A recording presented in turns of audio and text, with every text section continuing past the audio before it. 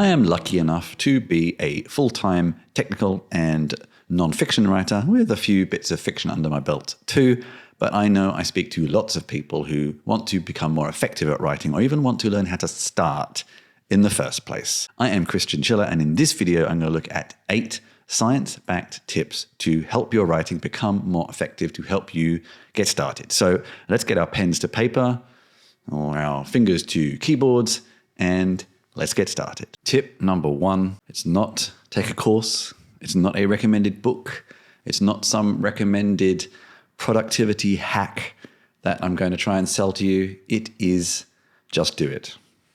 Easier said than done, I know, especially from professionals who are used to just doing it, and if you're not, that is actually incredibly intimidating. So start easy. Block out a time of the day. 15 minutes is fine, just to begin with, in the morning, in the evening, at lunchtime, on the bus, whatever it is for you, whether you have that time when there's nothing else going on. Spend 15 minutes writing on your phone, writing in a notebook. Dictating to your phone is also a possibility these days, but just keep at it and realize there's a certain music, there's a certain situation, there's a certain place that works for you. This is not a magic answer, but it just reinforces that pattern in your head that this is where you focus on your writing. And over time, you can increase that and increase that and increase that, and it becomes easier. But to begin with, you just have to really force it and just keep at it. Tip number 2 is plan before you write. In the fiction space, there's often this concept of plotters and pantsers, people who plot and plan versus people who just get stuck in. And actually, personally, I'm somewhere between the two. I tend to pants and then go back and look at what I've done and then plot a little bit for the next section and then pants again. It sounds like a very strange thing to say, but I think you get the idea. But in academic writing, in nonfiction writing, often you need to have a better idea of what you want to cover. So planning a little bit first before you get stuck in is a good idea. This can be using more complex tools like MindNode or Aeon Timeline, or you could use a writing tool like Adoc Studio to just put a bunch of headings and subheadings, and that is quite often enough to just have a skeleton of what you want to work on and know what you need to do and where you are going. Just a minute. It's a funny cat video. Number 3 is write in a distraction-free environment. This is hard in the modern age, I know.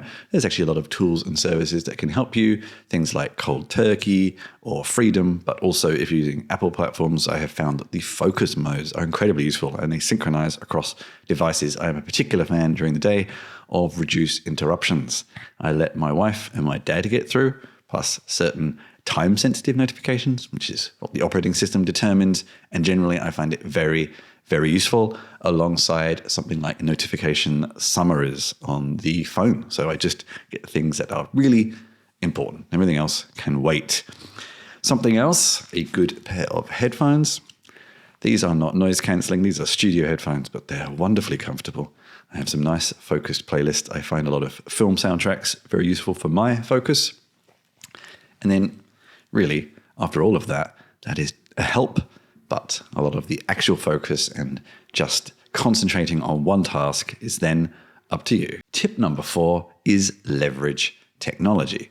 Technology has meant different things throughout the years. I think we sort of have an idea of what it means now. It's very easy to get distracted by technology, especially in the digital age, but there are certain tools that can really help you with those bits of writing that really is not where some people excel. So grammar checking, even getting different ideas, things like that. And now in this sort of new AI age, there are many, many options for this. If you're into the more technical side of things, there's also lots of tools like Veil, which lets you pre-configure style guides and then check based on them. But there's, of course, more commercial tools like Grammarly, Language Tool, and many, many more. Even now, just using something like ChatGPT or Copilot to check things backwards and forwards.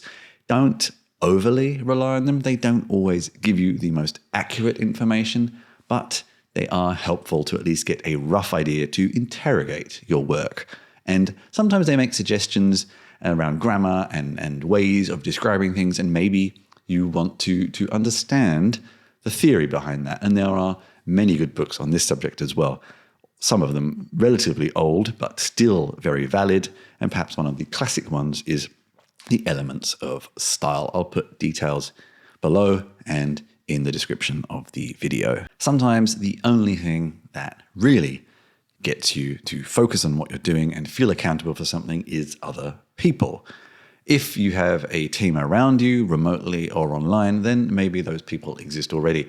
But perhaps you are a contractor, a solo writer, a lone writer, or you're working on that side project, that novel you have within you, and there is no one really there to make sure you do what you say you're going to do.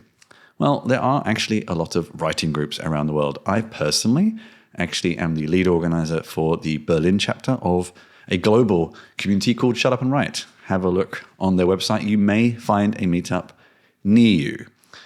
If not, there are plenty of others. There's the London Writing Salon that, despite the name, actually meets in about 3 different times a day that suit many people around the world. And these are all groups that let you check in, say you're going to work on something, and then just because there's other people around you, hopefully doing the same thing, you are motivated to do it too. Tip number 6 is embrace the power of drafting. The principle of starting quick and iterating over and over again until you get to the final polished version. This may sound kind of obvious, but a lot of people actually will just submit a first draft or they will self-edit as they go. Sometimes you actually just need to get stuck in and go for it and then polish later. There's a few phrases for this. Perhaps the nicest one is from Stephen King's On Writing, which is write with the door closed, rewrite with the door open. I.e., you start just very raw, get the ideas down, and then iterate over time with a more critical mindset. And again, there are several tools that help with this, that have a proper concept of versioning a document, and you can even save them between, so you don't even have to lose earlier versions. It depends on what you are using. But yes, embrace rapid iteration in your writing. Tip 7, and I feel like this maybe ties into some other tips. It's an odd one. Keep your mind sharp with mental and physical exercise. I'm not saying you necessarily have to go to the gym every day, but that's useful for other reasons. But actually just give your brain time to relax by letting your body take over.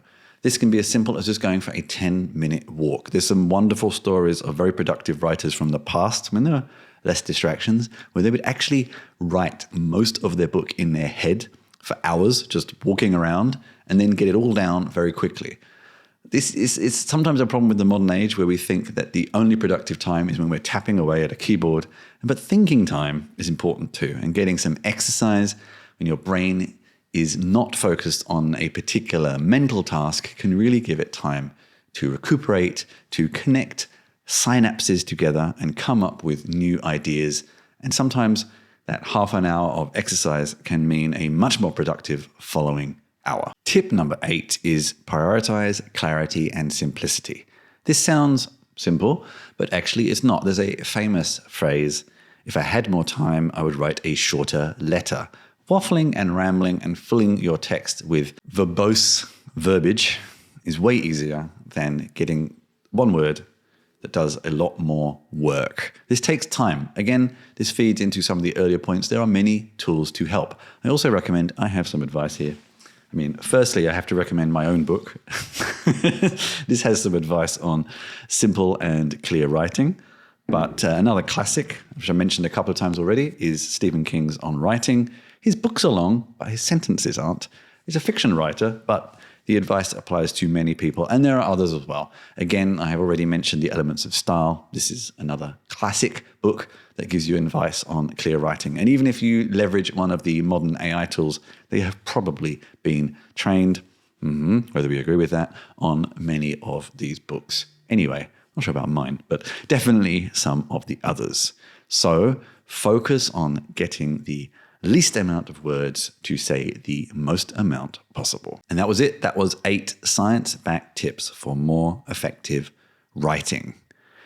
They were there to get you started. There's many more places I could have gone, and there's much more detail I could have gone into, but I think they're enough to get the conversation started, and I would love to hear your thoughts, tips, comments below, in the comments. Comments in the comments. There we go. I have been Christian Schiller. You can find more about me at christianschiller.com. Thank you very much for joining me, everybody, and good luck with your writing.